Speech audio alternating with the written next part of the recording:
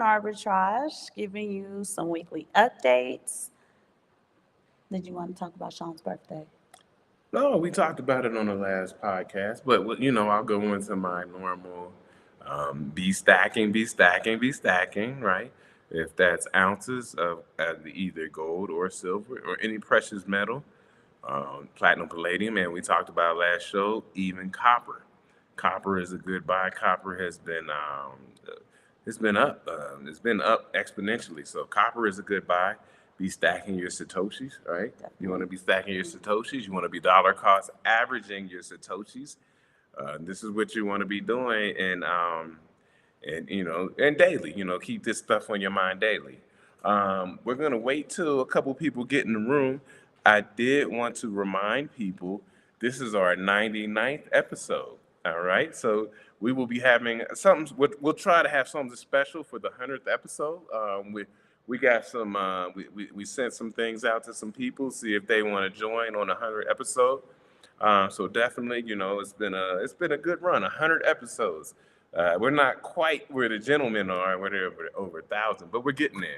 We're getting there. We're putting They're work like in. Yeah, 1,200 shows. yeah. So we're putting work in the game. We're trying to get there, y'all. But yeah. So other than that, we was talking about stacking, and we will next episode we will go over a year-end silver report and a 2024 outlook of what is going on from the mining, geological, what's coming out of the ground as opposed to what people expect to come out the ground. We're going to talk about the usage of solar panels needing silver as a industrial metal. Also, the electric vehicles are going to be needing silver as an industrial metal. So we will We'll be talk talking about about that. Next episode, 100th episode, we will be doing that. But today, Aaron had a few articles to go over. I only have one article to talk about, and that's we might keep it short and sweet today. Yes, Chief is kind of tied up, so we're hoping he'll join us Mhm. during the course of the show. I'm waiting for him to DM us back when he's ready. I want to welcome BK Crypto, who always seems to be first. Yeah, He BK goes Crypto. boom. So BK Crypto, next time you gotta be like, I'm first. First got no higher for all of my females who used to play double dutch and stuff like that. Um, okay, Okay. you go sit and cheer, Bubba. The little one is here, Yeah, he's being here. mischievous as possible. Um, if you know, you know, said, I'm sorry, BK Crypto, I didn't see your second comment. He said to stack those sats and turn a bag into a bank. So definitely continue doing that. Continue. You did say stack the silver. Did I zone out? Yeah, stack them ounces, silver, gold, platinum, palladium, and copper, or whatever precious metal that you may be stacking. And we're going to talk about that. We're going to talk about the next episode. We're going to talk about the silver to gold ratio and why it is the appropriate time now to be going in on silver because of the silver to gold ratio gap. So we're going to talk about that in depth, and it just as we say, chop up some good game, and see what's going on. So what else would you have for the family? If you know, you know, said 100 next. Congratulations, nothing but good and helpful information for every show. So thank you guys so much. If it wasn't for you, we would, that's your article, babe, I think. If it wasn't for you, we wouldn't have 100 shows. So we appreciate that. Did you want to go over, that's the Colonel. If you want to go over your article first, because my article is real in depth. Okay, so I'll go over my article first. We're going to talk about the banks. It's redundant, but the banks are problematic, and we all know that. So we're going to go over the top 4 banks. Okay, so this is an article I came across last week. I've been sitting on it, but we need to go over it. We need to go into it. So this is from this is from the Daily Hodl, uh, which is a very reputable source, as we see. So we're going to talk about $181 billion in fines paid by the big 4 U.S. banks as J.P. Morgan CEO. At the same time, Jamie Dimon says cryptos for criminals. Very interesting. Very interesting wording you use, Yeah. Jamie Dimon. Who's the criminal? That's who's smooth criminal, is he? So hundreds of billions of dollars worth of fines have been paid by the four biggest banks in the U.S. J.P. Morgan, who else? Citigroup, Wells Fargo, and Bank of America, according to corporate misconduct data aggregator.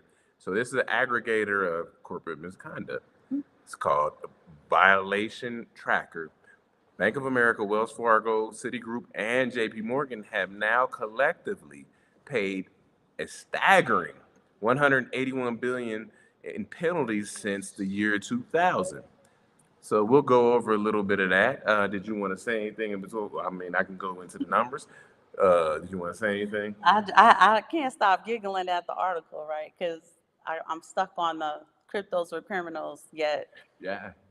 And And so, Citigroup oh is a boy. subsidiary, if I'm not mistaken, of Chase. Y'all fact check me, but when you say Citigroup, like they're along with Chase, Mm. so So they're just all of your banks are criminals. in on this weird. Yeah. And so this aggregator called Violation Tracker, they cover a range of civil and criminal banking offenses committed by banks, including foreign bribery, money laundering, corporate tax evasion, securities violations, accounting fraud, price fixing, employment discrimination. Price fixing, a big one. Come on, y'all, price fixing. So, if you guys are familiar with JP Morgan Chase, they have been fined by, they have federally been fined, correct? Yes. By, not the IRS, they've been, I forget who they were fined by. Yeah. SEC, I'm sorry, come on, y'all. I'm sorry, I got to get my game together. For spoofing, right? And spoofing is price fixing of the silver price, right? Paper silver. They're spoofing. They received a almost $1 billion fine for spoofing. So It was yeah, $1 billion because you yeah, remember the article said they made 3 billion. They paid $1 billion in one. fines. Yeah. So they came out on top, 2 billion. So the data shows that Bank of America has paid a total of 324 fines worth 87.2 billion since the start of the millennium, which means 2000. While Wells Fargo has been fined 261 times for a total of 27.5 billion. Really? Yeah, Less? less. You would think Wells Fargo was a little more. Yeah, a little more discreet than Okay. Chase. Okay. Okay. Violation tracker shows Citigroup was found to be in violation 181 times, paying 26.9 billion worth of fines, while JP Morgan has been hit with a total of 272 fines worth 39.3 billion. Now, where does that money go? Well, it's going to the SEC because that's who's Oh, finding them. that's who's finding them, right? And then what Yeah. do they do with the money? Oh, good question. Good I guess question. they just keep it, Yeah. right? And so, and you know what we find interesting about this is, you know, as these new numbers come out, recently CEO Jamie Dimon tells Congress during a recent meeting that crypto assets are tools for bad actors that he would shut down if he could. Bad actors? What? Well, we know. He's calling somebody a bad actor. I'll let you go with. Well, we know whenever you hear them denounce things, right? They are always denouncing something that is created in order to keep them honest, right? So when we talk about crypto, crypto is heavily reliant on a blockchain where everything you do is documented and transparent for everyone to see. All this backdoor dealing they got going on that they're getting fined for, we can't see what they're doing back in behind them doors. We can't see the deals that they're making under the table. We can't see those secret handshake agreement deals that they do, you know, on their yachts and stuff outside of the maritime law or whatever, right? Because Yeah. remember, banks, currency, all of that's money. I mean, all of that's money, but it's also water related. Okay, baby, go use the shovel. So it's almost like a Freudian slip, right? When he says that, Yeah. when you think about it, it's like, oh, it's criminal behavior, and bad actors are gonna be using it for their own. And it's like, don't believe the hype. And that's all he really can say. You could right? say nothing But else. you know, when you start digging into that, none of that's true. Bad actors can, what can you use crypto for criminally? Like, Ah. really? And I'm gonna just read this last part of the article exactly by what you said, okay? So last year, the crypto research firm Chain Analysis determined that while 5% of global gross domestic product is laundered every year in fiat currency, so 5%, just 0.05% of all crypto transactions involve money laundering, right? So look at the difference in numbers. So, Now, here's what they do though. They do take advantage of the layperson's, I'm going to call it laziness in doing their due diligence, right? And that's why the propaganda machine has worked for so long. It's starting to kind of break down now in the era, in the age of knowing where truth runs abound. But they do, because they make economics seem so complicated that your layman is not going to dig deep into trying to figure that out. and you remember, we went over a long time ago scientific notation, which is very important because we're talking about 5% as opposed to 0.05%. So we're talking about, right? $5 versus 5 cents. Yeah, we're talking about a factor of 10 times 10, right? Right. So, keep that in mind. So that $5 bill is laundering fiat currency, right? And then that nickel is the representation of crypto bad dealings, or, bad actors. So, bad actors. He's not coming to us, Jamie Dimon, in good faith. And I think most people who are deep in the game understand Jamie Dimon is not somebody that you're going to try to listen to. And he's not a good actor. We know that. He is a bad actor. So that's what I had on the daily hodl. The banks are being fined, and they're just out of control. Banks are out of control. But I'm gonna let Erin go into what she had. So let me just welcome a few more people. Ooh, be careful, Sorry, drop baby. my phone. Sorry, y'all. Into the room. Can you just get YouTube up for Tina? Yeah. Let me see. So Cryptonomics joined the room. He said, let's go Shiba Inu. Crazy Bronx Don, aka the Fulberg Colonel, because he is. Salute. Say, yo, what up, fam? Hi, Colonel. Thank you so much for joining us. Crypto Burger, Adidas. All day I dream about Shiba. Reek W said 100 for 100. KW1 just joined the room. Hello, sweetheart. Thank you so much for joining us. I hope you all are having a great Saturday. It's the end of the Sabbath. Hassan is here in the house. Thank you so much for joining us, Hassan. The Sabbath is over. We're going to get into a few things. Yeah, we are. We're still waiting to see if maybe the Colonel may, be careful, okay. baby. No worries. May join us today or not. The chief, But you say. the chief, I'm sorry, not the Colonel, the chief. Colonel's with us. Right? Yes, Colonel is here with us. Thank you so much for catching that. I'm going to piggyback off of what hubby just read to you guys, right? Because we are reading about these one percenters finding ways to take advantage of our economic energy, our economic output. Two, right? You see how frustrated he is with crypto? This is why they're frustrated, right? They're frustrated because crypto allows the everyday person to get somewhat of a leg up on their own economic output. It gives them the ability to preserve their purchasing power, right? Or even boost it during certain swings of the market. It gives us a boost in purchasing power. Like no matter what we do, we keep messing with this, right? So I have some articles in the drop down for you guys. Give me 1 second, y'all. We're here along with this baby, and he is. Give me that, baby. Okay, that's good. Good job, buddy. So I want to read off this article, but really, I want to read off the points of the article, and that is the most important aspect. I'm going to read off the emphatic points. I want you guys have it's a Time Magazine article. You have access to the article, but this is like meat, right? This isn't milk.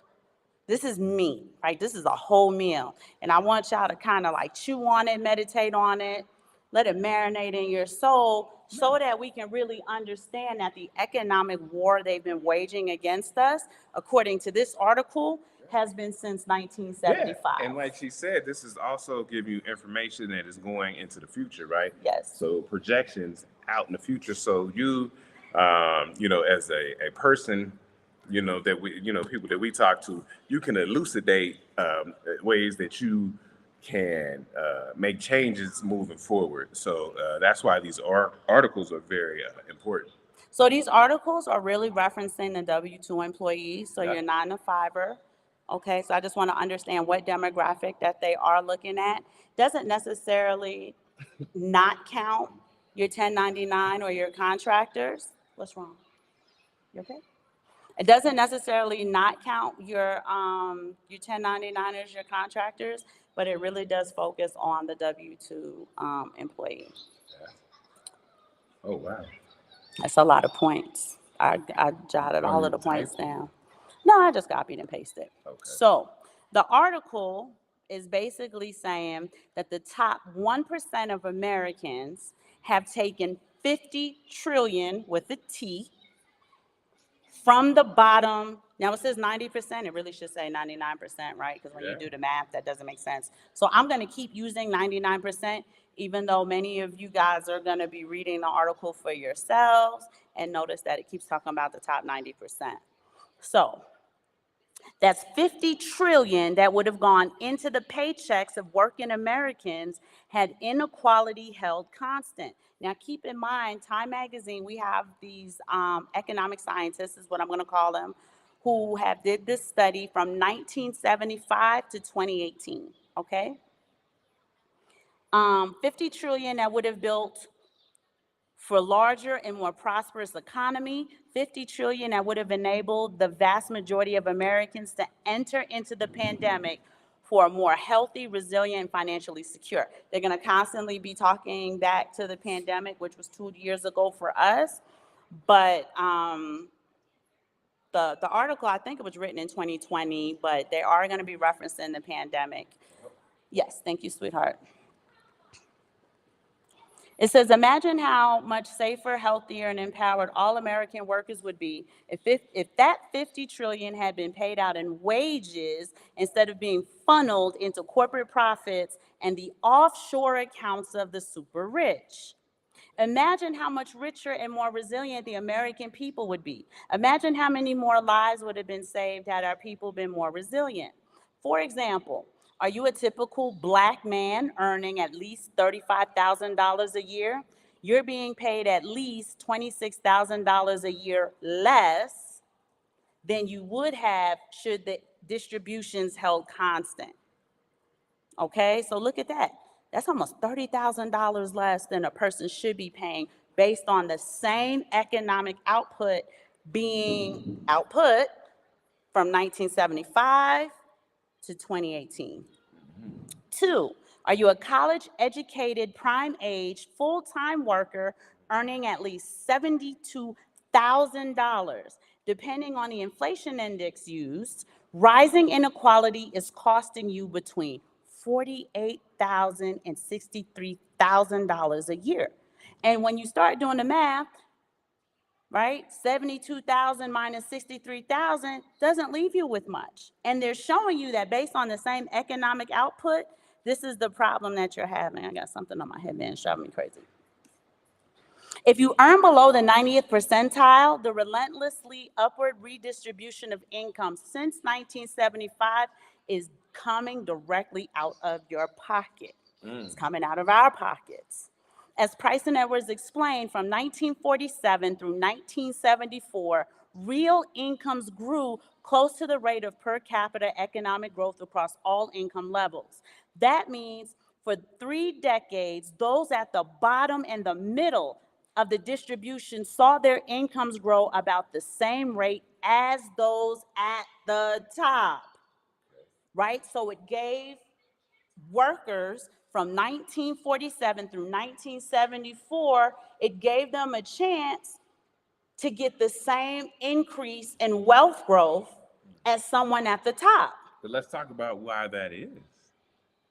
And we've talked Does about this anybody before. know why? We know. So remember the years of See if I can 1947 see to the see 1974. what the people are saying just in case somebody wants to speak on it. But we know what the reasoning is, right? We know that our great and wonderful president Richard Milhouse Nixon Not Millhouse. took the U.S. dollar, which is fiat currency, off the gold standard, August 15th, 1971, temporarily, as he stated. All these years later, we're still temporarily off the gold standard for over what? About 53 years. Hmm. Coming up 2014, 52, 53 years. And so what was happening is because you couldn't print money, like she said, the everyday man had a chance to close that gap. Because gold is real sound money, Yeah. right? And it appreciates in value. But go ahead, Hmm. baby. And sorry, gold and silver at the time accounted for each and every single dollar. Hmm. And even though that the gold, I'm sorry, that the dollar was on the gold standard, we understand it wasn't a one for one, At the right? time, no. At the time, it's a percentage, fractional, if you will, but it still is accountability, right? And so once taken off of that, that really hurt the everyday man trying to keep up with the wealthy, the top 1%, right? In addition to several other factors that are Hmm. done methodically, Yes. strategically, and very much on purpose, conspiring against you. I Hmm. believe that the majority of Americans don't know what conspire means, Yeah, and right? It's not a theory. If people are coming together and planning against you, they are conspiring against you. Conspiracy is a thing. and just the thought of, you see a lot of things, the thought of people telling you to save your fiat currency in savings instead of trying to invest it, or just save it in something that will increase in value over time. As we talk about, and there was no Bitcoin back then, we talk about precious metals, right? Precious metals against the US dollar. If you go look at the chart, you see the US dollar go this way and precious metals goes this way, which we call an inverse correlation. But at the same time, because people can't spend precious metals like you can spend fiat currency, you see a lot of people who are reluctant to put a lot of money in there because it's hard to liquidate. It's hard to liquidate, but that difficulty in liquidation works to your benefit because then you don't liquidate for stupid stuff. Here, baby, let me just turn this down a little bit because mommy can't. No, open the sandwich. He wants a sandwich. Oh, I can't concentrate. So yeah, that's what that is, and that started, back in 1971. And you guys go check out that chart. I'll put it in the description. But if you overlay the chart of the U.S. dollar against gold, right? And we use gold as the standard, but you could overlay it against silver. You will see the difference, and you will see that gold goes up, silver goes up, and then the dollar goes down. Like we say, 1 ounce of gold, no matter what time in history, should buy a man a fine suit. So right now, gold's right around $2,000. You should be able to go out and get a fine suit, a man's tailored fine suit for $2,000. If you want to read, a couple people popped in. Just Wall Street Pickers, thank you so much for joining us. Thank He wants to know if there was a dog fight between Bonk, Doge, and Shiba, who would win based on merit, not hype. I'll let y'all hash that argument out in the comments. But I'm going to get back to what we were talking about. I'm gonna go with Doge on that one. But yeah. So 1947 to 1974, this was the era in which America built the world's largest and most prosperous middle class, an era in which inequality between income groups steadily shrank, even as shocking inequalities between the sexes and races largely remain. So I'm not going to spend a lot of time. I am going to talk about the race, but I'm not going to go into the gender thing. Women already know, men already know, so I don't have to beat that horse to death. But I'm going to make a few points here. Around 1975, this extraordinary era of broadly shared prosperity came to an end. Notice he said around 1975 because that's when we started to see the consequences of taking the dollar off even the fractional gold standard. Since then, right, pause for drama. Since then, the wealthiest Americans, particularly those in the top 1% and the 0.1%, have managed to capture an ever larger share of our nation's economic growth. I'm going to say that one more time. You got the top 1% and the top 0.1% who were able to capture the ever larger, the lion's share of our nations. This is a collective thing now. Economic growth. That's crazy. And it should be illegal as hell. In fact, almost all of it, I am quoting Time magazine, their real income skyrocketing as the vast majority of Americans saw little, if any, gains. Yes. At every income level up to the 90th percentile, wage earners are now being paid a fraction of what they would have had equality held constant. For example, at the median individual income of $36,000, workers are being shortchanged by $21,000 a year. So you're telling me that the average person who makes around $36,000 a year should be making $57,000 a year. This is what we're talking about. Whenever you hear Simon and I say they are siphoning off your economic output, your economic energy, this is what we're talking about. Yeah, and she said wage earners, and that's a very specific W2, term. yeah. That's a very specific term because you go back into, and I'm not going to go too deep in this. Maybe we can if necessary, but you go back into somebody like Karl Marx, who speaks Marxism. Wage earners are called proletariats, which means all that means is that all you have to offer is your labor to earn money, right? And so, and you will be, because that market is flooded, right? It's a lot of people who have physical labor to offer, and that's why the prices can stay low on how much they pay people for physical labor, right? When you start getting to like in intellectual property and things, they have to pay people more for that. Right. High end. So keep that in mind. And I'm not a Marxist, but just keep that in mind when you talk about wage earners, proletariats, and also the ability to get these type of jobs in this day and age when they're using AI to phase out a lot of things. So you just have to be cognizant of these things. Right, because while AI does come with overhead, don't get me wrong, people think like, oh, if you have AI, you don't have to pay nothing. No, you do have to maintain it. You got to pay for the maintenance, upgrade, like just like you got to upgrade your phone, your network, and it's like that. You do have to do those things. If you have a physical robot, you have to have somebody on board or Exactly. Maintenance on board. yeah, but you have to have somebody online in order to keep your robot online, et cetera, et cetera. So it does come with its overhead, but you don't have to pay it anything, and it runs 24/7 for you.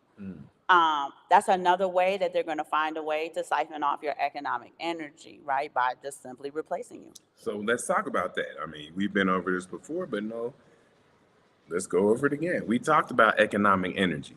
You wanted to take the money that you spent your physical energy working for, I should say fiat currency working for, and you want to be able to place it somewhere where you can unlock it over space and time, and it's more than when you placed it there. And that's Right. why we talk about Bitcoin so much.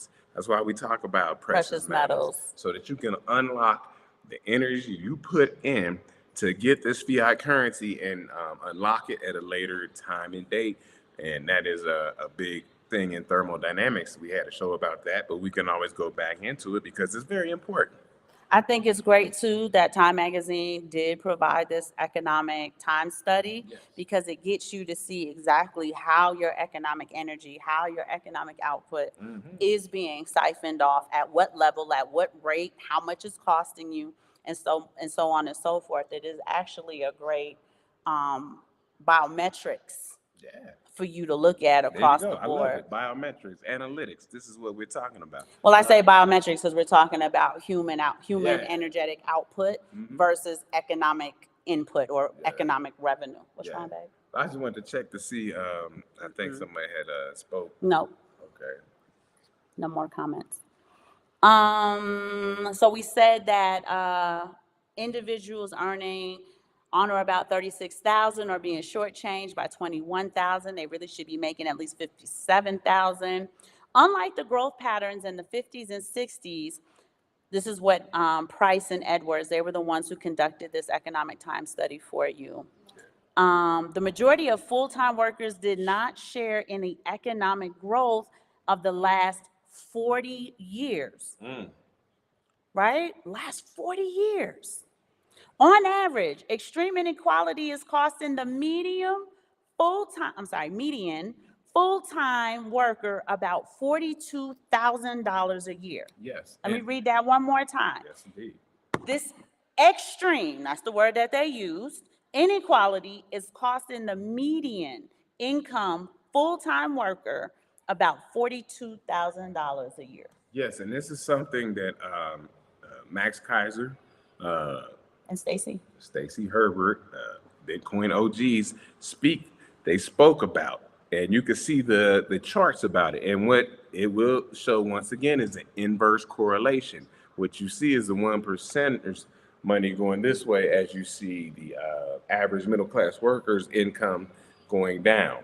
And they have these charts and these overlay of charts that you can look at and see how people who are rich are getting richer, and as they unfortunately say, the poor are getting poorer. And because of a lot of things like people saving in the dollar as the dollar loses its value, as opposed to people who invest and gain value. Right. But another thing is why I thought this economic time study was important to share with you guys is because once I get to the end of the economic time study, you're going to understand, and it's more than the dollar using value. There's a whole recipe that's been cooked up, right? No pun intended, in order to conspire against every American who isn't a 1%er, who isn't a 0.1%er, right? In order to siphon off. Y'all ever heard of archons? For those of you who know what an archon is, y'all know what it is, but I'm gonna explain it to those who may not.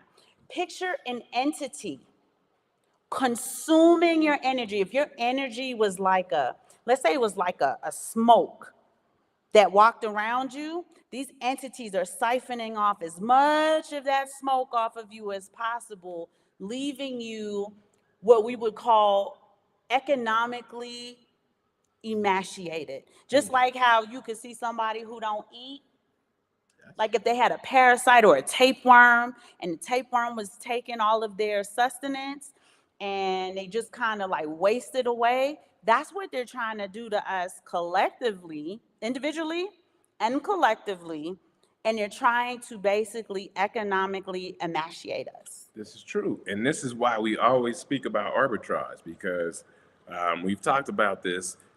She's speaking about the 1% in the United States. Yeah, I'm just talking about the U.S., y'all. But when you go out and Globally. zoom out, as we talk about in Bitcoin, the 1%, the number changes. And, 1%, I believe, is close to 800,000, where 1% in the United States will be a much higher number. Yeah. So you have to also understand whatever your wealth is, you have to look at it globally. Like if I took my wealth and transferred it to somewhere else globally, then you would move up on the scale, right? And so, like I said, the last check, $4,200, I believe, will make you at the 50th percentile in the world. Right. And so, I think about 90,000 had you in the top 10%, where in the top 10% of the United States, it's close to 400 to 500,000. So you have to understand the arbitrage of the wealth that you have built that you can use globally, and or if you want to stay local. And so that's always something to keep in mind, because you live in probably one of the most expensive countries in the world, and you will be taxed for it, right? Yes. You will be taxed for it, and you could take your money and you can go somewhere else and be a higher net earner, right? Yes. And wealth. So, keep this in mind in your strategic ploy. We talked about planting flags. This is why you have investments in other countries, things like that, so that you can be maybe a higher tier of level as far as like what you say, middle class, Mm-hmm. upper middle class, maybe top middle classes. These are things that you look at in your journey and for the arbitrage. Now, before I go on, I kind of want to piggyback off to what he said. When we talk about the arbitrage, one, they're making it harder and harder and harder for you to find. No, don't move that. Oh, I'm sorry. They're making it harder and harder for you to find arbitrage. They're making it harder and harder not for you to find the arbitrage, to capitalize on the arbitrage. Yes. That's one, Hmm. right? Like when we start talking about smart cities and stuff like that. Two, I wish I could see this economic study macro. So on a level of globally, Hmm. how it's being siphoned off the everyday person, right? Like I love it that the biometrics report is for the United States, but I would love to see it globally, Okay. or at least maybe continent to continent, and you can kind of put it together. Three, the question asks, okay, in addition to greed, to sheer greed, why? Why are you guys conspiring to siphon $50 trillion? You stole $50 trillion from 99% of Americans. That money did not go back into the economy. I read that to you. Yes. Why? Because we cannot control you if you have any means or measures of financial independence. Hmm. I'm going to say it again. They cannot control you psychologically, spiritually, emotionally, right? Family wise. That's why I said this war is very strategic. It's very methodological. The enmity between man and woman, not you having children. We don't want you forming families because there's strength in that. Remember what they used to do to the slaves? First thing they realized was we got to split the family up Yeah. in order to maintain and to capitalize on the control that we want over them. That goes out to a larger macro view. Okay.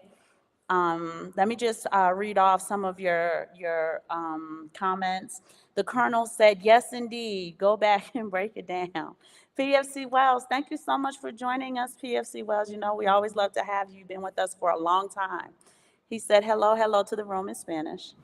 Yeah, the extreme dynamics economic landscape is real. The flips is mind blowing when you start to dig into the details on what the numbers and the headlines really mean. More like a light energy field. Thank you, PFC. Well, that's what I was picturing in my mind, like a light energy field. And they're siphoning all the light till there's no light left. So thank you.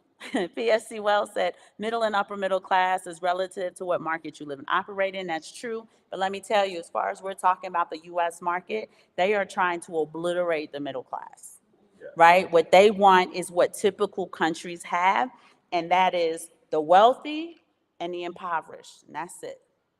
So I mean, and did you have another one you was going to read? One more, and then I'll let you make your point. I no longer have to mess with poor people at the trailer park. I'm finally middle class now. So keep up the good work, y'all. That was Wall Street Pickers. Okay. He clowning today. Go ahead, babe. I was gonna say, they say that my numbers could be off because this is an older study, but about 67% of Black people in the United States work for the government. Yep. So, with that being said, the government pay is public record, public knowledge, right? Mhm. So you understand how much people make if they work for the government, whatever government agency it may be. You understand the amount of money I'm just going off of PFC Wells as far as smashing the middle class. Gotcha. Right. So you know how much somebody makes if they work for the state, they work for the city, they work federally. You know how much they make. You understand, and you know that they are being squeezed out. Correct. Now you hear all this stuff on, as she says, the enmity between men and women. Somebody says, I want a man who makes $250,000, right? You go look at government pay, you understand that people don't make that.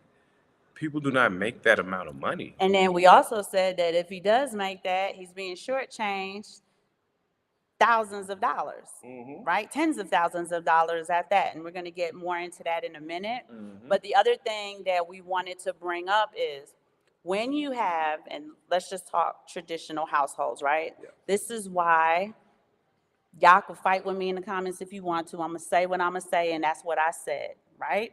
Two-parent households, the reason why they are glorifying independence, right? Y'all go be an independent woman. You know, the LGBTQ thing, this, that, and the other. Girl, if he ain't acting right, divorce him. If she ain't what you want her to be, she can't be a porn star in the bedroom for you. Let her go get something else. Is because each of these people have their own household, right? It's a money grab. Whereas two people are going to put their money together in one household, those resources are shared in one collective household. If he live in his house and I live in my house, he got a baby mama who live in her house, I got a baby daddy who live in his house. That's four people they siphoning off their economic energy from, and it's at a more exponential rate. Whereas trying to siphon the economic energy off of a traditional unit, a traditional nuclear family, is a lot harder. Yes. Understand that, It's right? very Psychologically and economically, they know what they're doing. right. Okay, so I'm not Yeah. disparaging any of these lifestyles, but I'm telling you, there's a money grab to it. It is, and you know that like she said, that energy. I got my own type of energy. Yeah. Really is negative because, as she said, you want to come together as a unit. It's harder to siphon off the economic energy. First of all, instead of siphoning off the economic energy off of two separate households, Yep. they're trying to do it from one, and typically the one fortifies together, especially when they have a family, like how we have adult sons and stuff. They bring their revenue and they're here before they kind of go off into the world, and they are contributing to the household.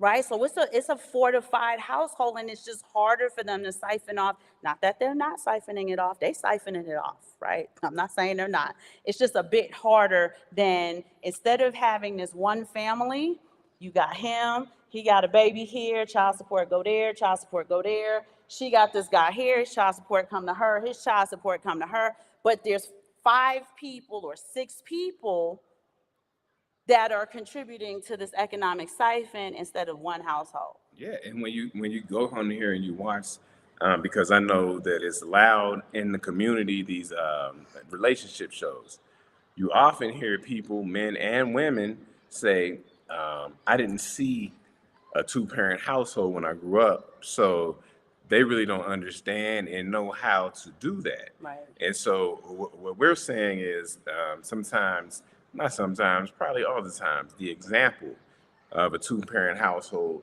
allows the children to see this is how we do it. Yeah, and they want to break down the replication Yeah. of two-parent households. Yes, yes. Indeed. So there's more to it than just tradition. That's a whole nother show for a whole nother day, but it is very critical. It's a critical component in this, what we're talking about with the economic siphoning of your energetic output. What did somebody say something about tradition? What did they say? Well, not tradition, but PFC Wells said, look into Catherine Austin Fitts. She's been talking about the government missing money and offshore money for cores. Oh, wow. The colonel said, break it down, Aaron. Blues Battery is worried that they may have missed too much. You didn't. Right now, we are talking about how the 1% has siphoned $50 trillion out of your economic output, your economic energy, into their pockets. And we're going to start talking about how long they've been doing this, why they're doing it, and so on and so forth. The colonel said that's why partner selection is such a challenge. It is, right? Because the programming's real bad as well. So let me talk about that as well, because partner selection is critical in what you are trying to do, right? When it's time to pick your partner. I'm sorry, Yes. I'm laughing at her. Here's the thing, and I mean, I'm not banging on anybody, but far too often they'll tell women, kind of, in your 20s, whatever, To date around. and find yourself and this, that, and the third. But in the old days, it was about marrying off, and I'm not saying marrying somebody off, but what I'm saying is getting to this thing right now, right? for example, Aaron and I, we got married fairly young, I guess, in the eyes of people. Very young. But it works out that way, For one, everybody's talking about some kind of body count for the women, so that's always problematic, and that's another show for another day. Men need to get into their purpose. If you listen to Dr. Jordan B. Peterson, he will talk about men, and he'll tell you you need to get into your purpose as a very young man, right? Yes. And he will always say, what else better do you have to do? So you get to building your family early on. And a lot of people hang out here too long, and then you hear these videos and these shows, and somebody's 37 and they're trying to settle down.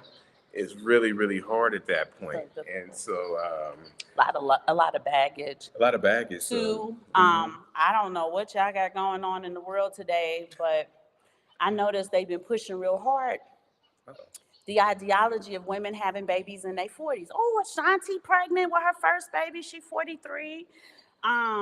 Janet Jackson had a baby at 50. And what's the tennis player's name? Serena. Serena's having another baby. And y'all, right? You can die having a baby that old and your first baby at that. I'm not going to get into all of that, but just to piggyback off of what he's saying, men want legacy. Let's talk about it. And it's easier to have your body is more yielding to children when you have them young. Let's talk about it. Let's be transparent. My beautiful wife here, she had her last baby at 36, and she almost died. Like, really almost died. But Serena almost died. She told the story too. And I was there in the room as they're giving birth. I'm watching her almost die.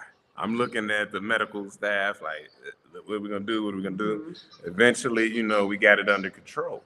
And this is at 36. And we lost our twin at 13 weeks. And this is when it's like, okay, people always say, oh, you want to have more children? I say, no, because that was it. I said, this is it. We're not having any more children. Traumatize them, y'all. It's traumatizing. Y'all know I want like 3 more babies. I wouldn't do it. I wouldn't traumatize them again. But it's just easier to start your family younger, right? You can, forget the economic investment of multiple children, right? I don't want to have to talk to y'all about that because it's a lot.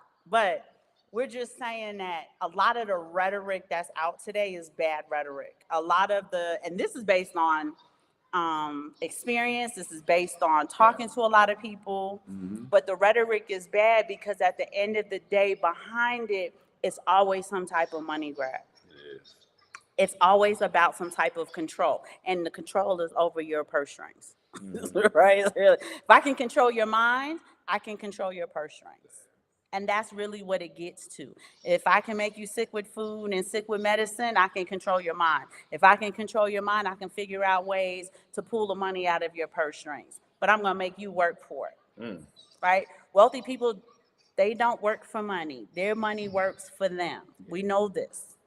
And at those levels, when they have these things, this war waged against there's a hot, fiery hell for these people, unfortunately. Yeah, it is. We'll go through that another day. And I want to just piggyback off of that, and then she's going to go into the comments. She's talking about the wealthy people. You got 3 levels. We used to talk about you work for your money, then you get your money to work for you, and then the 3rd level, you get somebody else's money to work for you. Which is that 3rd level. That's that Our 3rd money level. Is working for them. Yeah, so you keep that in mind. Let's head back to this biometrics report and let's break it down, y'all.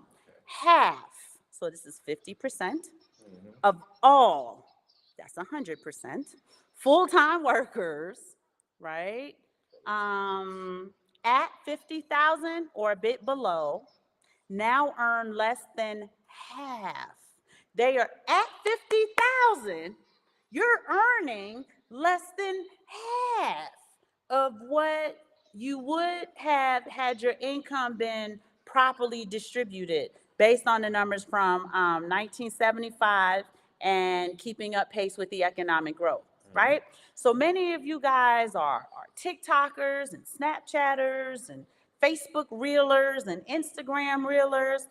I know y'all have seen reel after reel after reel of people saying, I have earned more than I've ever earned before, and I'm still paycheck to paycheck. Yeah, this is true because I just read an article this morning. I want to say it was from Reuters, where people were talking about making over $100,000 and still being paycheck to paycheck, right? And the money is rate adjusted. People keep putting this number on people. It's rate adjusted. You make 100 grand, you live in New York City, rate adjusted. I believe that comes down to about 45,000, so on and so forth. Your median line, places like Austin, Dallas, San Antonio, Charlotte, Atlanta. These are the places where you can actually see what your money is. You go out to San Francisco, right? You Or go San out Diego, San Diego, Los Angeles, LA. yeah. So your $100,000 doesn't really go far. But if you go to a place like Toledo, Ohio, Oh right? boy. Gary, Oh Indiana, boy. you know, Gary's up and coming. We'll talk about that in another show. Go ahead. Little Rock, Arkansas. Now your 100,000 means something, but people gotta get away from the number. You gotta understand this stuff is rate adjusted around the country, and that's why we say even if you have the ability to make this type of money, what would you say remotely, you can go and capitalize on that globally, In a right? cheaper It's a market. lot of people they're going out to Thailand, Kuala Lumpur, and their 100,000 or whatever, 75,000, 50,000 is going three, four times over. And people are living great lives in other places. And I know it's scary to go abroad and this, that, and the third, but Okay, so he's saying they're living their best lives at other places, but that's, those people do understand that there are some give and take, and that's what the average person doesn't understand. yes. There are some give and takes. We tell y'all that all the time, right? The Colonel said lack of examples has been underappreciated as a major factor in societal mishaps, but it's been purposeful programming, Colonel. Purposeful programming. They've been conspiring against everybody for a very long time. Now I'm going to talk about something real quick and then we're going to get back to the numbers. But I was telling Simon the other day, right?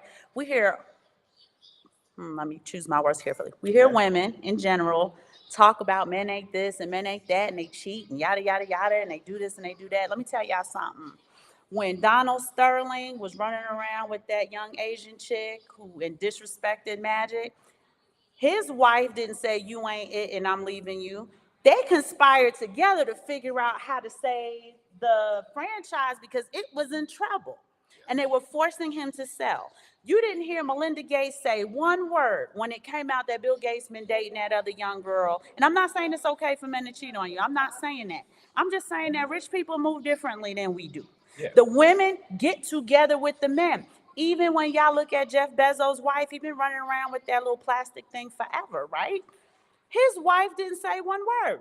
They came together, business agreement, put all of the stuff together, separated amicably. She don't have a bad thing to say about him, even though she had to work 2 jobs so that he can put Amazon together. She's not on the Fresh and Fit podcast beating him down and berating him. And I'm just going in to say this isn't a color thing, this is a socioeconomic thing. I'm saying that they operate differently because they understand that the family unit is legacy. And then what they do is they give us like, nah, you don't want to tolerate that, go about your way. Nah, you don't need no man in your life. There's no value to a man. You know, you have children, you don't need a man. You make the child and then take care of it on your own. Right? Men, you can have multiple women. That's what you should be doing in order to kind of break the household apart. And women, you can cheat too. Yada, yada, yada, yada. So that's what I'm saying is they act one way and then they pour on us different rhetoric for the money grab because that's where the money is in the individual households. That's where the control is in the individual households. We talk about in the same 70s, and you start to see after they took the money off the standard, for Black people, I'm talking about, if you wanted any type of supplemental income, governmental supplement income, you had to kick the man out the house. We'll take care of you and the children, but he got to go. Yes. And the women were like, I could struggle with him, or I could kind of just live this certain way without him. And that was the beginning of not finding value in the man. They did that on purpose, right? And I'm not going to go into all of that because we got to get back to the numbers. Blues Battery said $100,000 a year is 4.4 million in Thailand. We need to go to Thailand. Take it from a 50-plus-year-old. If you're in your 20s, 30s, 40s, please take heed to what the Simons are laying down.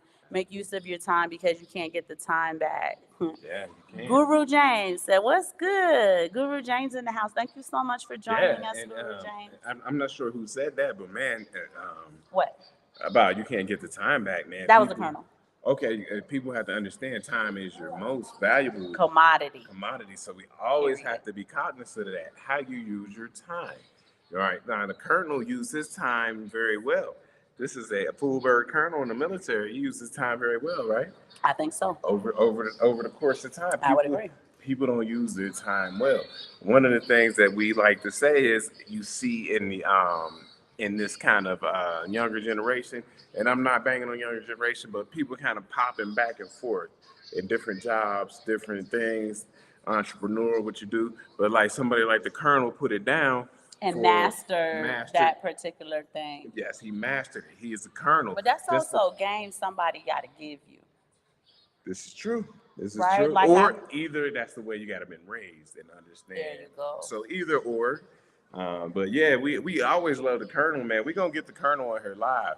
He's shy, y'all. So he can chop he got so much wisdom. He's just real shy. Yeah, he can chop up some good game. And he wants to make sure he has his stuff down. So, okay.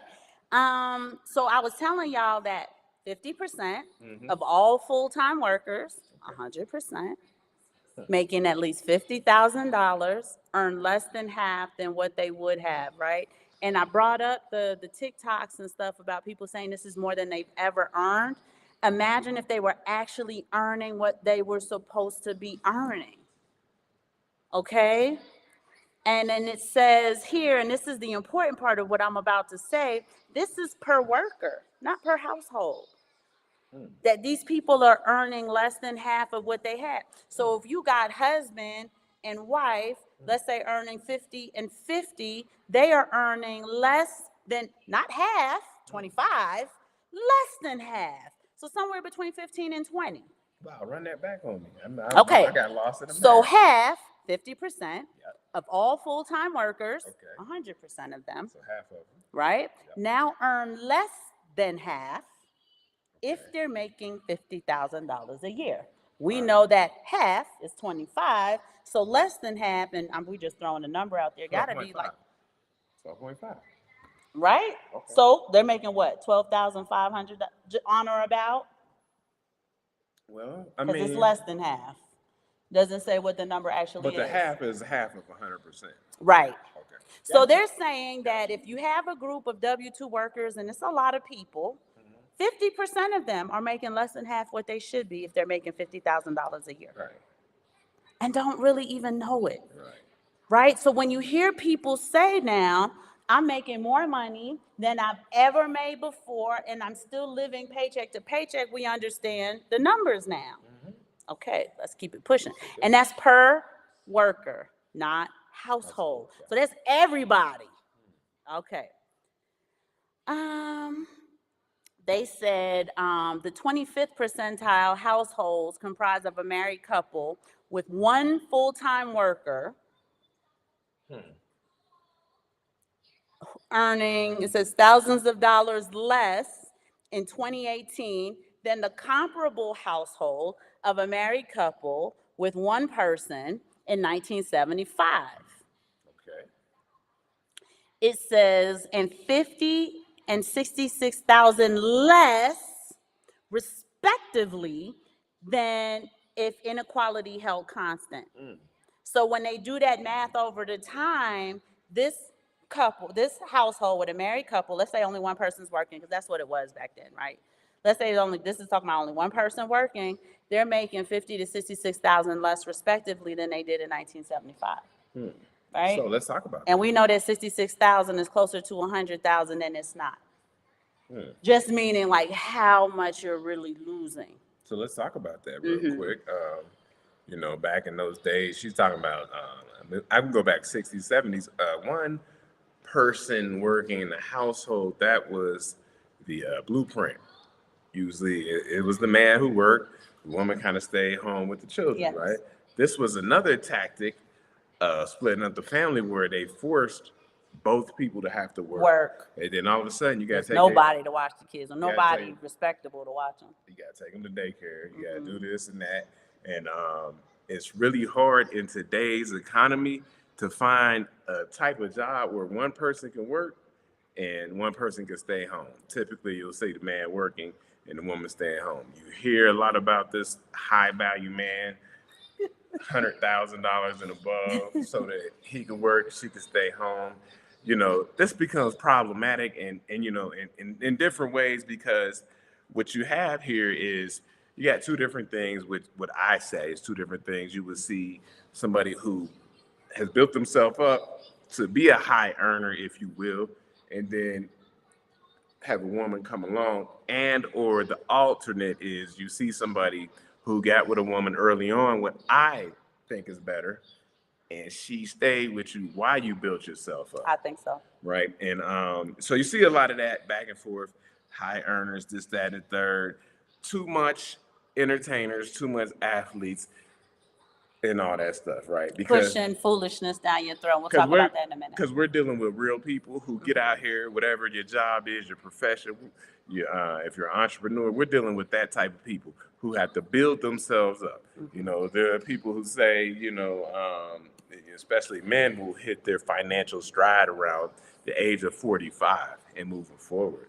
So it's kind of, kind of silly to think that somebody who's 25 or 30 should Be making $172,000 a year. He's 24 years old.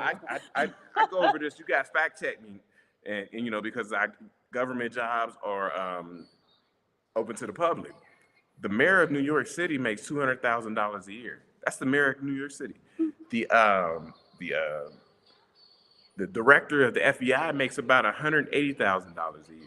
That's the director Of the FBI? of the FBI. And we can go over this. You can state attorneys make about 150,000. We read a story about a young woman who was a scientist for NASA. She made $90,000 a year, which isn't bad. And still worked a second job at, was it Tiffany's? Tiffany's. Right? I don't know how much you make at Tiffany's, but the fact that she had to work is, I know her student loans were probably whooping her tail. I had a guy I had talked to. He was a professor at University Cal Berkeley, a professor of biology, and he still had to drive Uber. Okay. And while he drove Uber, in his downtime, he was grading papers. This is what it is, right? It's rough out here, y'all. It's rough outside. It's ugly outside, as they would say. And so, you know what I'm saying? All these numbers that people throw around, you gotta have 250,000, you are 500,000. Man, it ain't like that out here. It's not like that out And here. even if they are, we're already reading, even if you make $100,000, think about how much you're really not making, right? And that's what this biometrics report is. Mm-hmm. PFC Wells, the child care is crazy expensive. For some people, It's off the chain. there were a lot of families, especially when we worked at Christ, that had to go back to just one working parent because they said, I'd rather stay home and watch the kids and stuff like that. It would be Yeah. cheaper than both of us working, Yeah. and my whole paycheck going to child care anyway. Perfect. It was a push. Like, I'm working and just get my whole paycheck back to child care. Like, and why? it's like, I should just stay home. I should just, and at least me watch my child and not them get left on the bus and all those nightmares you hear about child care. Welcome, Let Freedom Ring. Thank you so much for joining us. Let Freedom Ring said, hello, family. Hello, fam. What's up, fam? Okay. And in addition to the married couple household, that predicament is compounded by the rising cost of just maintaining a dignified middle class life, right? So certain type of house, certain type of cars, right? Cars. Clothes for the children, things that you do, places that you go, eating out, all of the things, all of the additional bells and whistles that come with living a middle class lifestyle. And I don't want to derail her, but with these middle class lifestyles, you get caught up in keeping up with the Joneses. Yeah, that's always especially as you're younger, that's always a pitfall, I think. I got this car, they got this car in my house. It's like, it gets ridiculous, right? Keeping up with the Joneses. which also goes to the pocket watching, which we went into. Yeah, we did 2 shows, 3 Yeah, shows, if not, on pocket watching. So it gets crazy. So the median male worker needed 30 weeks of income, and this is in 1985, so they moved up a little bit. 30 weeks of income in 1985 to pay for housing, health care, transportation, and education for his family. Comparably, in 2018, this is 53 weeks. So what he did in 30 weeks, you now have to do in 23 additional weeks to get the same thing he got in 1985. You see how your economic energy and your economic output is being siphoned off, right? So that was 30. This is 53. We said the difference is 23. It's just a little bit, almost half. It's almost half a year. Right? Okay. In 2018, the combined income of married households with 2 full-time workers was barely more than what the income of a single earner household was in 1975. So the 2 of you working together was barely what he made by himself. Yeah. It's All real, right. and I just wanted to throw this in here. Mm-hmm. There's I guess a Bitcoiner out there. His name is Robert Breedlove.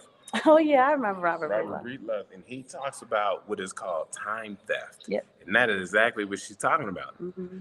30 weeks as opposed to 53 weeks. That's time theft. And we can go in depth on time theft, but they're stealing your time. Yes. 53 weeks is 1 week over a year. Mm-hmm. Right? And so that's ridiculous that you're losing that much value on your pay. And barely getting the same of the person who did it at 30 weeks by himself, right? Because remember, we're talking about 2 people now. And it says 2 income families are now working twice the hours, obviously, to maintain a shrinking, not a smaller piece, but shrinking means it's still in the process of shrinking. Share of the pie while struggling to pay housing, healthcare, education, childcare, and transportation costs that have grown to 2 to 3 times the rate of inflation. Yeah. It's only at the 99th percentile that we see incomes growing faster than economic growth at 171%. So one more time, we're going to have an inverse correlation. Okay. 99th percentile of people are going down, the 1 percentile is going up. And these are for my people, all my science and math people. These are what you call it's called kinematics in physics, and you do Cartesian graphs, and you can graph this stuff out. This is where you get the inverse correlations. So she is speaking the truth.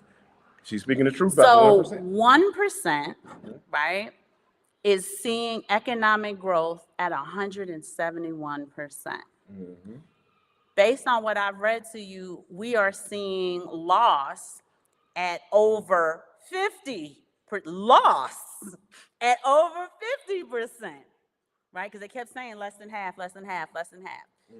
So the bottom 99 percenters are seeing loss at over 50%. The top 1%, top 0.1% are seeing growth at 171%, which is closer to 200% than it is 100%, right? Now, the average U.S. raise in 2023 was 4.4%. I do have a great article for you guys to look at in the Dropbox, and it's forecasted to be less, which is 4% in 2024. Right now, I want y'all to keep in mind your top performers get that 4% raise. So typically, people who are less than top performers will probably see like a 2.5% raise, a 3% raise, whatever your boss decides to give you. So you want to keep the raise variation in mind. Yeah, and so let's talk about that, because is your raise keeping up with the cost of living? That's the big question. They'll come out with a CPI index and they'll tell you, whatever it is, what is it now, 8%? 7%, something like that. I mean, you guys fact check me if you don't mind. But Michael Saylor will tell you it's closer to 20 to 25%. So who gets a 20% raise every year? No one.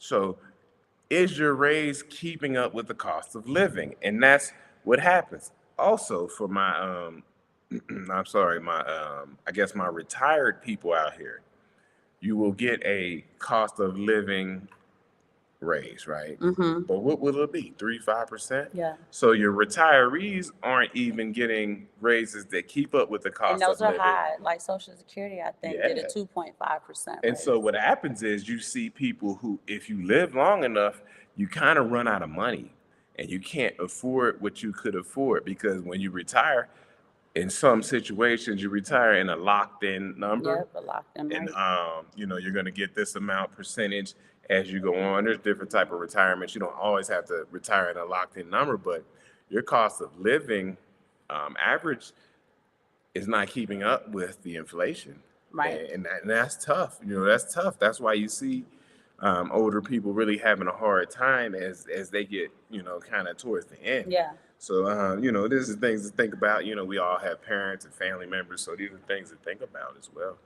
The Colonel said every time you hear the word less than uttered in the past 5 minutes by Aaron should propel you to find ways to sustain and growth for your money and for your economic output, right? What are ways you can get your money to work for you?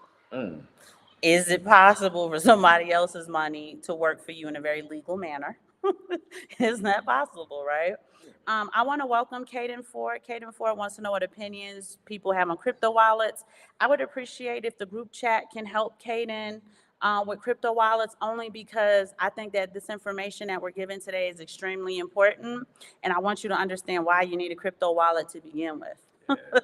PFC Wells looks like he may be pointing Caden Ford in the right direction, Okay. but is also saying based on your techiness and your use cases. Yeah. So let I me know that was go a ahead. big deal because, like he said, it depends on your technical understanding and your use case. Because if you don't have a great technical understanding, you want to get more of what kind of wallet? Something more tangible, right? But if you know how to move stuff around and you can be And you're technical with it, comfortable moving yeah, and stuff you're around. comfortable with it, you can get some different type of wallets. So that's something to think about and actually to reach out to people, and they'll definitely help you. Yeah, I'm Definitely drop hoping some that knowledge on you. them in the chat can give Caden a hand with some, because we've done this over the course of several shows. But I just want to get through the biometrics report for you guys before we go. So the average income growth for the top 1% was substantially higher at more than 300% of the real per capita GDP rate, according to Price and Edwards. So while they're making 300% gains, the average person is seeing more than 50% losses. That's a big deal. As a result, the top 1% share of total taxable income has more than doubled from 9% in 1975 to 22% in 2018, while the bottom 99% have seen their income share fall from 67% to 50%. Gains, losses. Inverse correlation on the chart. So this represents a direct transfer of income and over time wealth from the vast majority of working Americans to a handful at the very top. The U.S. workforce, okay, so what the biometrics report wanted to go into now was knocking out some of the hype. Don't believe the hype. Many people get on this computer and say, well, y'all ain't got no skills, and that's why you don't make the money I make, and yada, yada, yada, blah, blah, blah, blah, blah. But we just read Jamie Dimon is not more skilled than anybody else other than he's skilled at the art of stealing other people's money, right? And forcing the average American to have to use that institution in order to make daily transactions, et cetera, right? Not saying that he's probably not a guru financially, but he's a guru financially for his own personal interests. Cool. So let's knock out some of the fallacies that people would use to explain why 99% of people don't have any money, or why 99%, let me say it more accurately, why 99% are seeing more than 50% losses, and the 1% and the 0.1% are seeing 300% or more gains. Let's go. Before you go in, I want you to go in on the people that we just talked about yesterday, who can, the average American, who can't $200 $500. emergency $400 I got those fund. in there. Yeah, but I would like to hear about So those. okay, so real quick, um, I mean, I didn't mean to it's cut you off. related, It's yeah. related. I didn't mean to cut you off. So what he's talking about is 62% of Americans are still living paycheck to paycheck, right? And this article that I sent y'all is, From CNBC. yeah, it's from CNBC, but I don't see a date on it, but it's relatively, but when you go in there, if you just put 62, it's October 31st, 2023. But if you just go and Google and put 62% of Americans are still living paycheck to paycheck, CNBC and a few other journalist markets are going to have articles out. 63% of workers are unable to afford a $500 emergency. There must have been 40 or 50 articles from different outlets Yes. in the search. This happens to be CNBC, but I mean, if you just do a quick Google search, you will be shocked at how many people have done an article on that particular. And when you see 63%, that's closer to 100 than it isn't, and that's the problem. Right, and what that becomes is like people will say they're giving a specific number, 63%, Yes. is it? But what it comes into is the majority of Americans can't cover a $500 loss because it's over 50%. So just put it plainly, the majority of Americans cannot cover a loss of not a loss. I'm talking about an emergency of $500. Mm-hmm. The majority. And so that's real. That's real. That's a real problem. It is a real problem. And and this has been going on for quite some time. Right. And this is something we need to think about. That's why you stack away, put something away. Last show you did you said what Bitcoin's performance was. Was it over the Oh, year? yeah, it was over 160%, but I can't remember the exact number. Okay, so just Bitcoin, was that just this year? I just Yeah, want to put it right. 2023. So just for 2023, it performed at over 100 and I say 60%. Correct me, y'all, but 160% pretty performance, sure. right? Yeah. So when you ask what's a recipe, dollar cost average Bitcoin. I don't have the numbers for silver or gold, but Bitcoin alone did over 163%, did over 160%. Let's leave it at that. Which helps you to get that gain, right? The kernel, if you go in the drop down where like our Facebook and stuff, the drop down description, all of these articles are in there. So you'll see exactly what I'm talking about for the reports that we were talking about. What would be your best recipes of practice? Dollar cost averaging, point blank, period. He said recipe time. What would be your best recipe of practices to rocket away from the 99% towards the 20 and 10%? Are you saying to like kind of mitigate that type of loss, which is how I read it? But basically, the dollar cost average, slow and steady builds the race. Your average American also doesn't put money away nowhere. They just spend it down to zero. For one reason or another, we're not going into people's spending habits because we don't have the data to really, I don't have a biometrics report in front of me to say like your average American overspends, but we know by the shit we see on our timelines, people are overspending, they're overconsuming, and there's a lot of people who are the debt, their credit card debt and stuff like that, they're drowning in. She is right about that. Debt is a big problem. And we don't really talk about debt too much. Maybe we should talk about it more. People who have debt, and most of your debt is credit card debt and or you can get home debt and school debt. Yeah. These are the ones that are the largest, and this makes it hard to build wealth. Makes it hard to build wealth. For the kernel, yes, dollar cost average, and I call it chopping wood. Just chopping wood. Just do a little bit of something every week, right? Do a little bit of something every week. We all have different investment goals. We are all different ages. So when you have a different age, you have a different risk aversion, right? Right. So some young people who like to chase the bag on these altcoins, they have they have a little bit longer rope that they can deal with. Like, we get a little older, we got children, we got grandchildren. we want to stay a little less risk averse and do a little safer things. I'm big on Bitcoin because Bitcoin's gonna move, right? I'm not gonna really get into the altcoins as much. I know they can move faster and up more than Bitcoin, but we have a family. We need to be risk averse for what we're doing, right? Mm-hmm. Gold and silver, which has been money for what, 6,000 years? Yep. 6,000 years. Oh, So that is tried and true. You're okay there. You might not get a two bag or a three bagger. You might only get 25%. That's good though. That's good if you're well, risk averse. If you're not, if you're risk averse, is what I should say. if any of you have ever done research on legacy families, Hmm. when you start looking at it, not one of those legacy families made their wealth in one generation. Hmm. It took almost 2 to 3 generations for them to get to where they are, whether it's the Rockefellers, the Balfours, aka the Rothschilds, or any other legacy family you can think of, the Chases, What about um, what about the Bilderberg? the Bilderbergs, um, the Carnegies, and stuff Yeah, like all those that. people. Yeah. Many of them either took a whole generation or more than one generation to get to where they are. Even this report that I'm reading to you, they're going back to 1975 for a reason, right? We're not talking about the year in snap, the year in like a glimpse of what happened in 2023.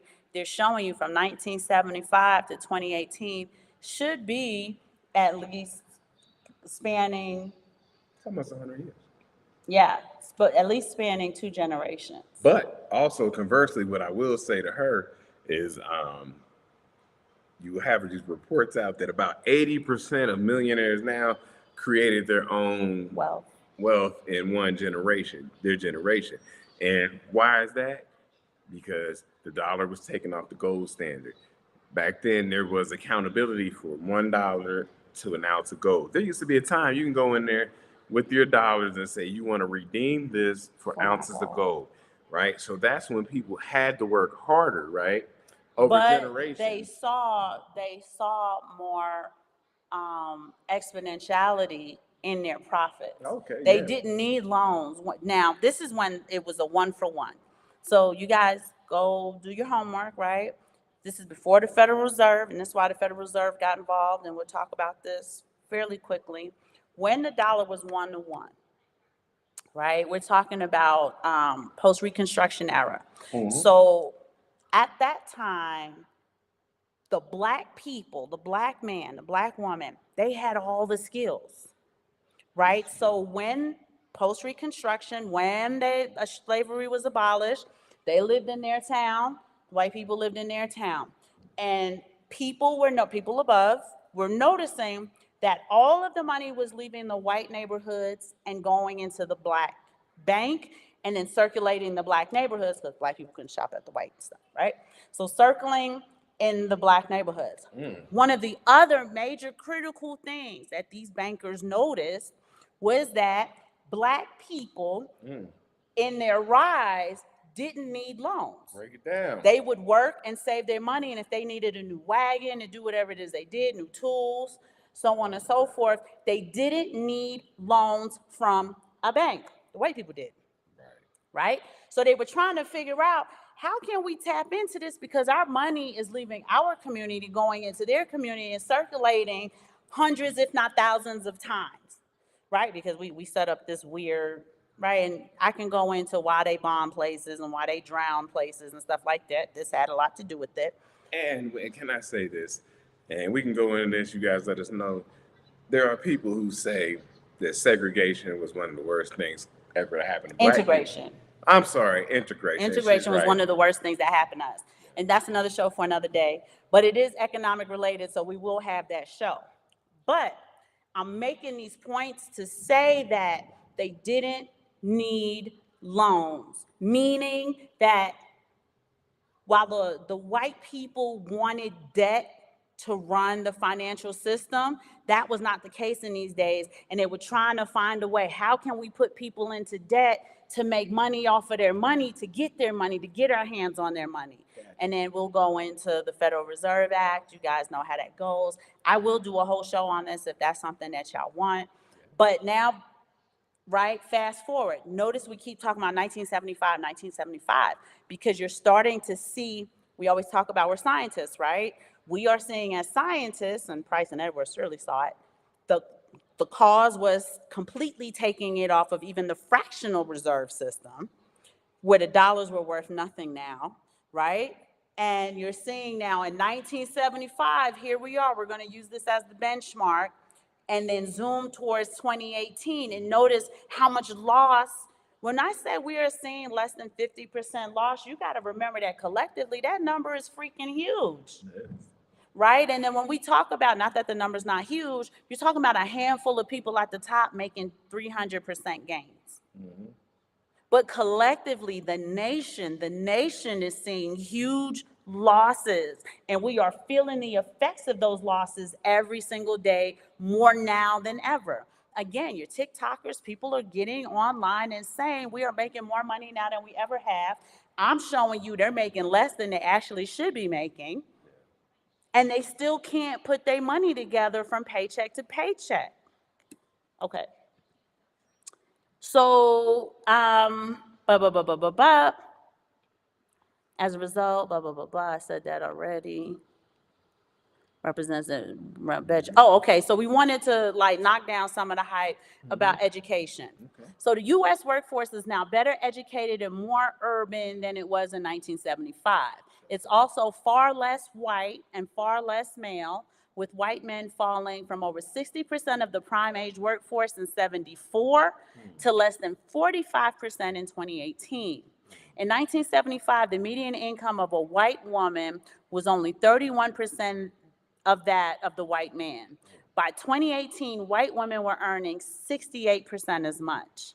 The median income of black men, as a share of their white counterparts, earning rose from 74% in 1975 to 80% in 2018. That was the only good part of the report, to be honest. Much has been made about the white male grievances in the age of Trump, and given their falling or stagnant real incomes, one can understand why some of these white men might feel aggrieved. White, non-urban, non-college educated men have the slowest wage growth in every single demographic category. In fact, white men still earn more than white women at all income distributions, and substantially more than most non-white men and women. Only Asian men earn higher. They didn't know why, right? They wrote that in the report. You guys can read that for yourself. So by this measure, we can see that in real dollars, women and non-whites have actually lost more income to rising inequality than white men, because starting from their disadvantaged positions in 75, they have far more to potentially gain. The majority of white men have benefited from almost none of this growth. Isn't because they've lost income to women or minorities, it's because they lost it to the largely white male counterpart at the 1%. They always want to blame that shit on us, and it's not us. Your boys at the top are why you're not making the growth that you're looking for, and have captured nearly all of the income growth for themselves. Nearly all of the income growth, not just your income growth, all of our income growth, this handful of people are catching for themselves. According to The Economist, Tom and Piketty, men accounted for 85% of the top income percentile in the mid-2010s. And while he doesn't specify, these men are overwhelmingly white. Thus, by far, the single largest driver of rising inequality these past 40 years has been the dramatic rise of inequality between white men. The data on income distribution by educational attainment is equally revealing that it calls the lie on the nation of a skills gap, a dominant narrative that's argued that rising inequality is a consequence of American workers failing to acquire the higher skills necessary. Man, can we stop right there? Mm-hmm. There is a problem I see with people not acquiring skills. But they're saying that that's not why. They're calling that lie. So they're saying people who This article is saying have skills are still being. No, this article is saying that people want to say you don't have those skills and that's why you don't make that money. They're saying that's a lie. Not that money, but any money. The loss of money is because the 1%ers at the top are taking it from you. That's I get what they're that, saying. but people who are not skilled aren't able to get higher earning jobs. This is true, but they're saying that when you're looking at the numbers on a whole, Aggregate. that the absolute problem is the handful of people at the top taking the money from the people at the bottom. That would be a small. You think so? I'm telling you what Price and Edwards said. That's why they said we're calling that lie. The median real income for full-time workers with a four-year degree has grown from $55,000 a year in '75 to $72,000 in 2018. That still falls far short of the $120,000 they should be earning. That they should be earning, should there be no income inequality. Even at the 90th percentile, a college-educated full-time worker making $191,000 a year. So this college-educated worker makes $191,000 a year and is earning less than 78% of what they should be making. What are they doing? Had it been constant, it doesn't say. 78% less than what they should be making. Right. If the inequality wasn't there. Right. That's crazy. 78% less than what they should be making. Right. So, well, this is a study. She's breaking down. It's nuts.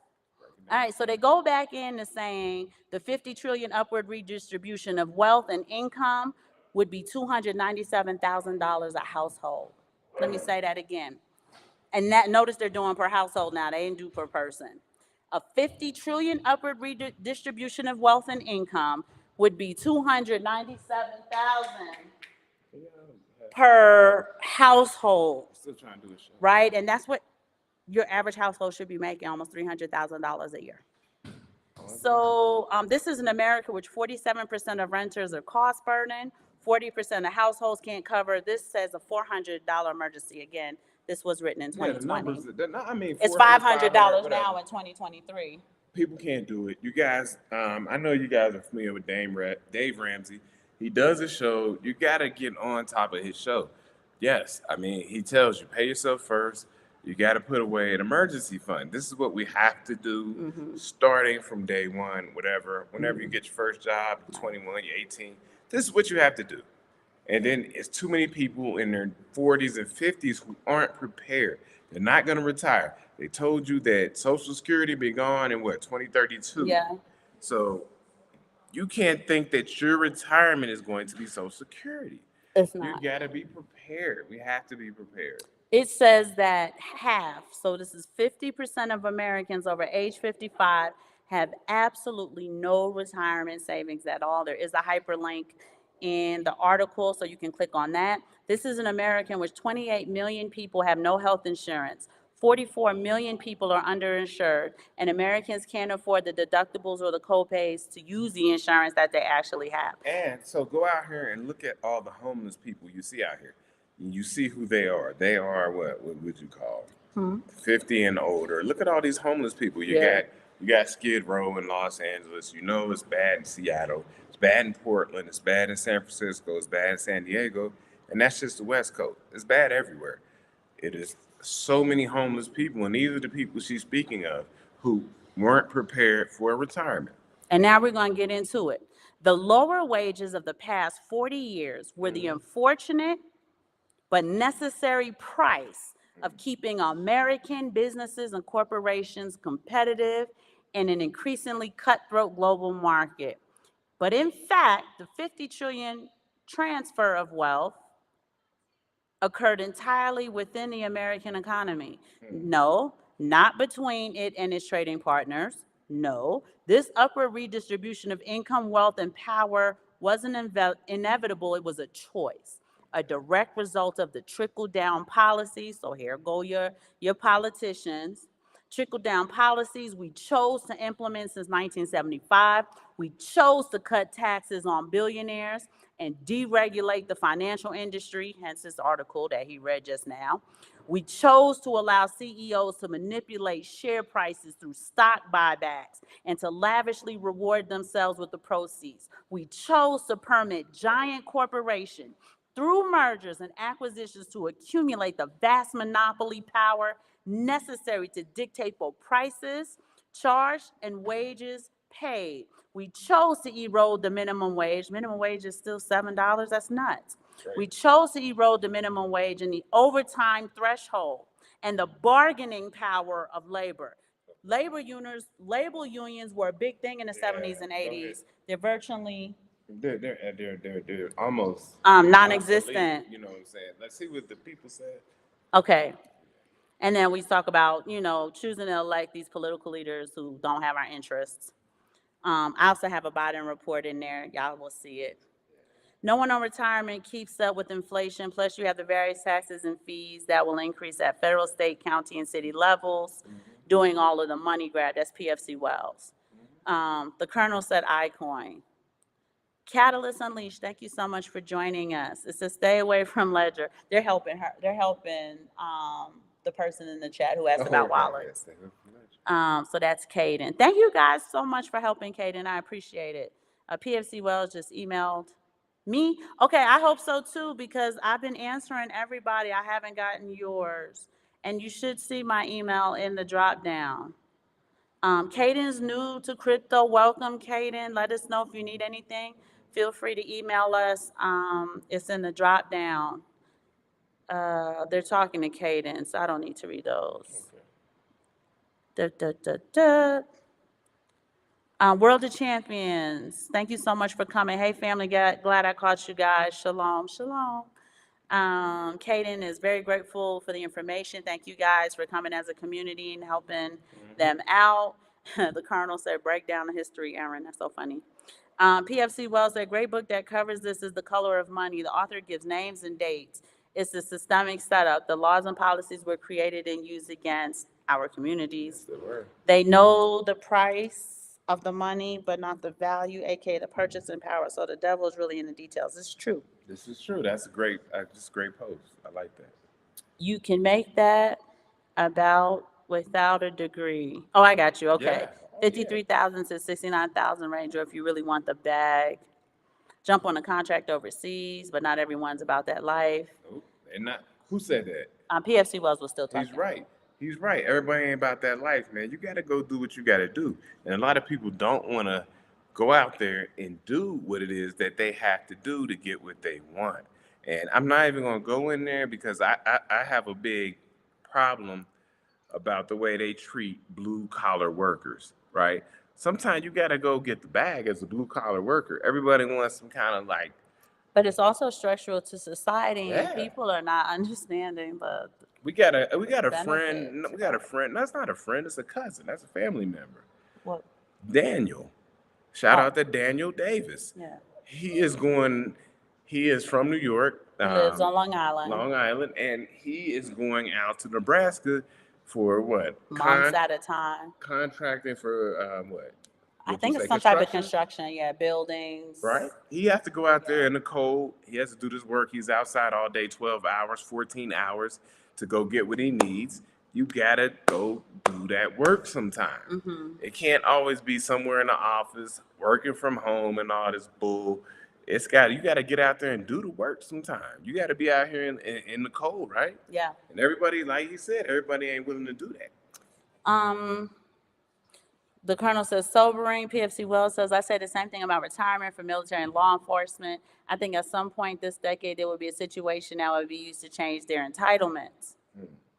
He said, it also sounds like we active voters are horrible at choosing the right leaders. I don't think that voters are horrible at choosing the right leaders. The problem is that you're choosing the same quarter, right? You got the heads and you got the tails, but it's just two wings on the same bird. I feel like personally, no matter who you vote for, they're all bought, they're all paid for. That's what lobbying is all about. That's what super PACs are all about. And that they're not going to have the average person's best interest when they are too enticed by their own incentives and stuff like that. I do have a Biden report. Like I said, it's an easy to read report, so you can kind of see his, I guess you would call it progress report or report card. But also you can really see clear the economic impact of his poor leadership. It is what it is. right? The Colonel said 160%. I said so many numbers tonight, Colonel. I'm not sure 160% of what. 160%. He's probably saying for Bitcoins. Oh, Over. performance? Yeah, Yeah, right. So there you go, right? There's an upward trajectory in that particular segment. Right. So And again, so, go ahead. I'm No, you go back. and overlay that with the people who like to do traditional investing, right? A lot of people like to do, like I say, the FANG stocks, Facebook, Apple, Amazon, Netflix, and Google.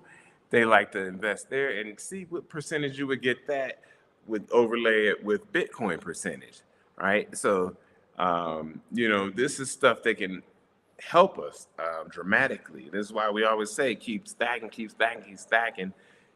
Keep chopping wood. I like to say keep chopping wood just a little bit at a time. What's the saying? Go on, give A it to little me. dutty, bill big down. There you go. Give it to me. If you know, you know, said off topic question. Do you test your metal when you receive them? I don't. Well, I do. Oh, do So, you? I don't. so when I get the metal, I lick it.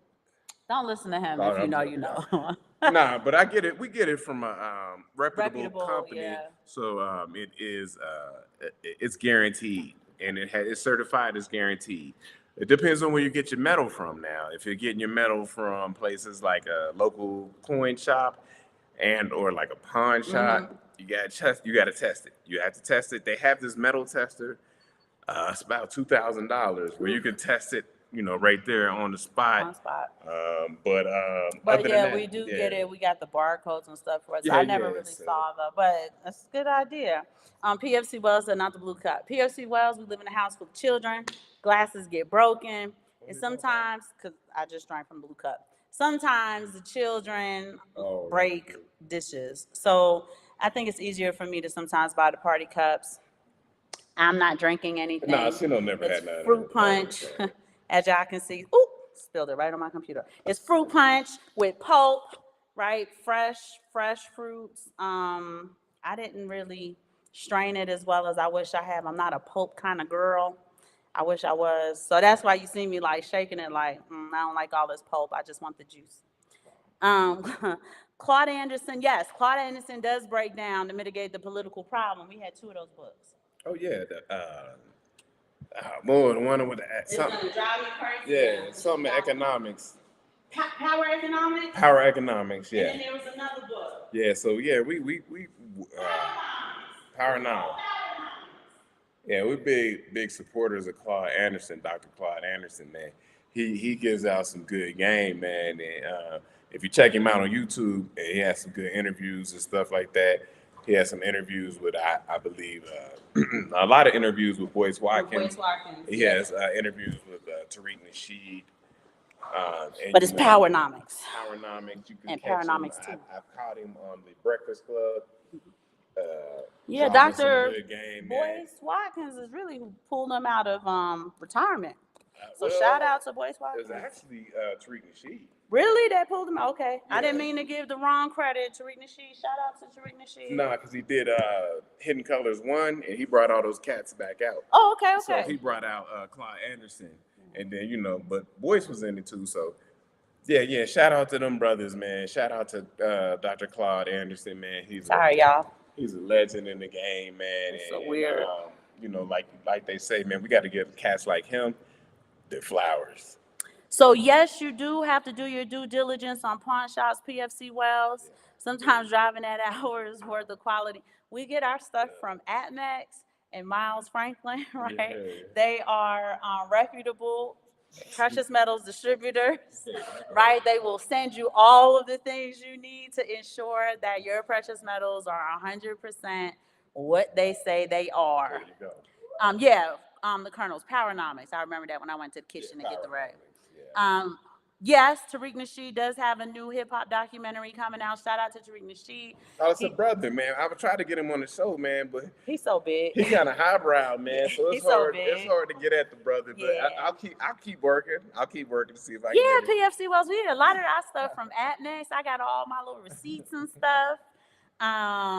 We also get our stuff from 7K Metals. Yeah. So we got a lot of that. Miles Franklin. Yeah. I have to go back to our residence in order to get that stuff. That was PFC Wells. Cryptonomics, Tariq Boys, especially Tariq and Boys, MWTV has aired them out with receipts on YouTube. I'm not. Air them out of what? Like, air them out with what? And two, I do want to tell y'all this, right? Because I know this is the era of cancel culture. If there is a YouTuber who has good information, it is the message, not the messenger. Even the Bible tell you that, right? God would use any willing, receptive prophet in order to get a godly message to the people. So if you come across, and it doesn't mean you have to follow that person 1,000%. I don't want y'all to look at us. I tell y'all all the time, right?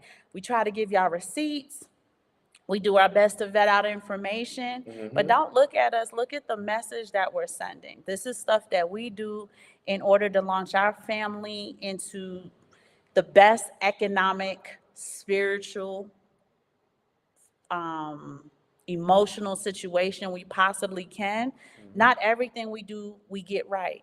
And I'm glad, right? Because failure leads to a lot of our successes. Right? And you should take on that idea too, that failure will lead you to a lot of your successes, right? That you, as a scientist, you get to go back and see what went wrong in your experiment. What variable needs to change? Do you need to change the control to something else? So when you're looking, I don't know what they got aired out about. Tariq Nasheed is a man, he got a wife and kids, and he tell you this, he tell you that. He usually has receipts. Whatever him and Boyce got aired out on, that doesn't change how legit a lot of their information is. I don't know what information wasn't legit that they got aired out from, but I just want y'all to know when you're looking at YouTube, you're looking at Facebook, you're looking at Instagram, it's the message. It's the message. And you do your own due diligence because sometimes people get it wrong. You check the message. You know, there's an old saying, eat the meat and spit out the bones. So, you know, if you have good information from a person, a YouTuber, as you said, but you don't agree with everything they say, or maybe there's something about them you don't, I don't like the way you look, I don't even, like you know, said, if they've been spirit. aired out by something they do, but still some of the information is It's viable. crucial It's to viable. what you need to move forward. Yeah, so you know, via doing your due diligence, be diligent in vetting out these people. So PFC Wells, 7K Metals is a subscription program. Yes. It's also lightweight in MLM. It's up to you. You could just collect the metals.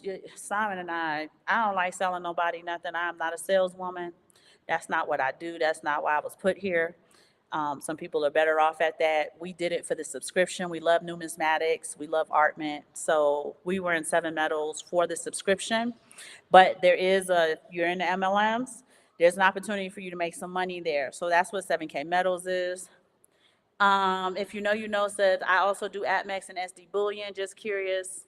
I've been seeing reports of people receiving fake bad metal. That's good to know because I did not know that. Did they say from which company? PFC Wells front run me on the question. Yes, Colonel Neely Fuller, and it's 9 areas of activity though. It goes up to 10 because Dr. Frances Cress Welsing added 2 because it was 8 areas, and then she added 2 more areas. There we go. Yeah. So but they worked side by side. Side by side. They're interchangeable. Simon studied Neely Fuller. He was teaching the children about it. I think they spent a whole semester homeschool on the areas of activity. At the time, it was 7. I think y'all was working on. It was 8. 8. Yeah, I think it's that 8. Y'all was working on. And she added 2. And it is one of the components on why Simon left the U.S. Excuse me, because he was trying to see how many areas of activity that he could sever his family from, whether partially or permanently. Even partially to him seemed like a win. Yes, PFC Wells, you should cross-reference your intelligence. That's why we always say do your own due diligence. Fact check us, right? Sometimes we deal with so many numbers and so many this and so many that we can, unintentionally give out a wrong stat, or we transpose a number, or what have you, like cross-reference. Do your own due diligence. I sent you the articles, but you can find your own articles as well, and send us some articles in order to help with not me. PFC Wells, if somebody come to me and be like, no, I ain't gonna ask again, I'm gonna keep it pushing, right? With the way Simon and I personality is set up, that's not how we make our paper. I'd have missed the comment. MLMs. No, I can't get I ain't that for one. that, right? I love I networking. really don't like them. To be honest with I you, don't- I understand don't that like people got to make their money the way The they way got to to make make the their money, but I just don't like the multi-level marketing. Yes. We We call don't back like in the it. day pyramid schemes, but Or even sales in general. Simon and I, Yeah, we're just not like built for sales. Two, Simon and I have this thing in our minds where we've noticed that the people, and I ain't trying to front on nobody, so if y'all are upset, I'm sorry, I don't mean to offend anyone. But people who have mastered something typically give the information out for free. That's why we don't sell y'all nothing. We ain't trying to get y'all into our Patreon account. We're not like, we're going to give y'all a little nugget here, but if you want the big, gigantic gold bullion, hop over to our pay. We don't get down play like that. man. You go online, man. You can Michael Saylor giving you all the game. He giving you the game and for then free. he's a billionaire and a CEO. He don't have to. But give you most nothing. people who really do have game, give it out for free. You see, So- man. I know you guys don't. I know you guys don't like Robert Kiyosaki, but he's been giving out game for free for many, many years. You see all kind of people giving out game. So for I'm free. I'm always leery when somebody come to me on some, you won't tell me what you want to talk to me about. And then you're going to turn around and try to sell me something on the strength of some type of expertise or something. Simon and I know that we look young, but we are 43 in dog years, right? 48, 49. I don't know. But we like 109 spiritually. But like for real, our thing is freely it's been given to us, or freely we are going to give. We give you guys at least an hour and a half, 2 hours of information every single week. And we just ask that if you guys like the information we give you, all I ask is that you subscribe to our YouTube page. I don't ask, it's just a subscribe, hit the bell, and like the videos when you get them. Yeah, and come in That's here. all I ask when for. we go live, come in here and chop it up with us. Yep, the engagement is the bomb. We don't even Yeah. have to ask for that because y'all just do that. Yeah, chop it up with us. PFC Wells, I have no idea what this says. Uh-oh. I can't see. So I don't know. Is it supposed to be an emoji or something? It's coming up as text. PFC Wells also said he's good for network, but suck at trying to. Yeah, we ain't salesperson either. I'm not a salesperson. We're not salespeople either. No. And we've done very well for our family and haven't had to sell a thing. So we go out of our way to give y'all the very best of ourselves. We go out of our way to tell y'all the truth. We go out of our way to make sure we vet information to make sure it's the truth. Yeah. Before we come to you, like I said, if Tariq Nasheed and Boyce and whoever else people like have gotten aired out, I think they give out really good information. Information is good. And we've been following them. Well, Boyce, I grew out of Boyce a while ago for my own reasons. I've been following Tariq Nasheed. But Tariq, yeah, you've been following Tariq since 2013? I won't say 12 or 11, but I don't watch him as much as I used to. Yeah, we kind of outgrown that lane. We don't really have the time, but. Oh, Tron 7000 said we're doing great. So that's good, Tron. We need to know those things, right?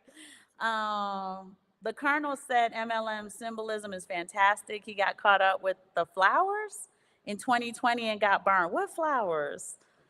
Well, that's a phone call we're going to have to make, Colonel. I need to hear that story. He said it was a Glacius laughing face emoji. I thought it was an emoji. I said, it's coming out in text, though. People hate on Tariq, but we all know. Yeah, I think he's solid.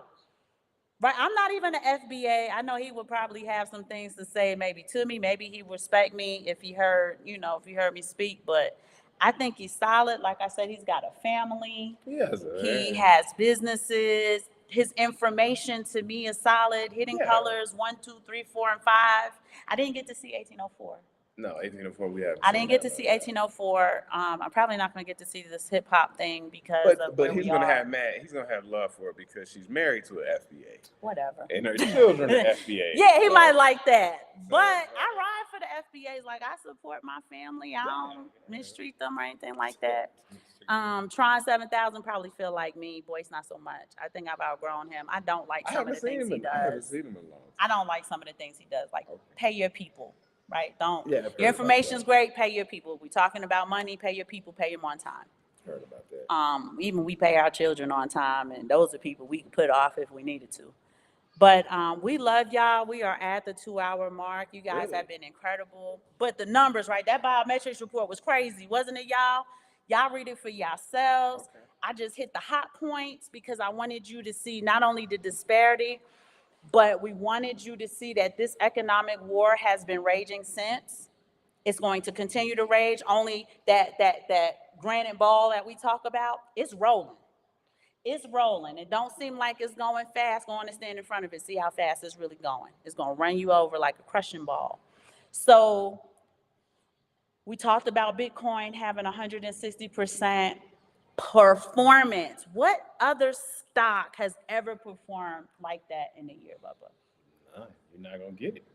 Right? You're not gonna get it. And what, like we said, little Dutchy bill, big damn, go ahead and just dollar cost average into it. It does mitigate the volatility of the ups and downs, because Bitcoin can be kind of like a woman's emotion, right? Up and down and up and And down. like we said, man, we always have the chief on here. He'll give you a little game on some of the other altcoins, but Yeah, he's got that, like, yeah, we're Bitcoin. We might be Bitcoin maximalists and precious metals.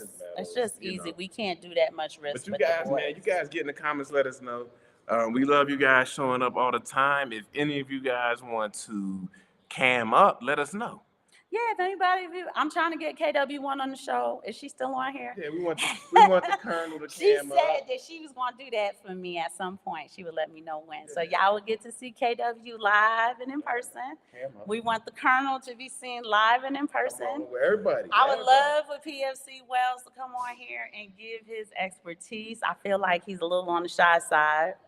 Yeah, the biometrics report was nuts. Y'all go ahead and go over and read it for yourselves. Read the other articles I Get my sent homie you. on here, man. Cryptonomics, cam up. Yeah, Cryptonomics. He's always got a lot of information, and he's funny, right? So he'll add a lot of levity to the show, and we like that. Yeah, so cam up. But again, if you guys love what we're doing, if you appreciate what we do, the only thing I'm asking is if y'all can go on our personal YouTube page, like, subscribe, Yeah.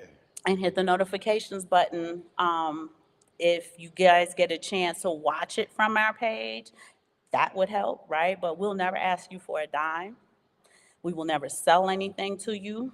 If you ever get an email coming from Erin Simon, she's never, ever, ever going to sell you or ask you for money. So just know right up front, that's a fraud. Simon Family Investment Ventures, that's not how we don't make money off of other people's backs like that. We don't ask for money. We don't sell y'all anything. Everything we give y'all from our hearts. Yep, that's what we do. I know we was at 2 hour mark. I guess we are at the 2 hour mark. We have to go because it's date night, y'all. Yeah, we're gonna go on a date. And it'll be the first date in a long time with no babies, including the baby sitting in front of me. So, all right, let freedom ring. Thank you so much. We love y'all. We had to go out for our little date. So we'll see y'all next week. That's indeed. 100th episode. Be looking. I forgot.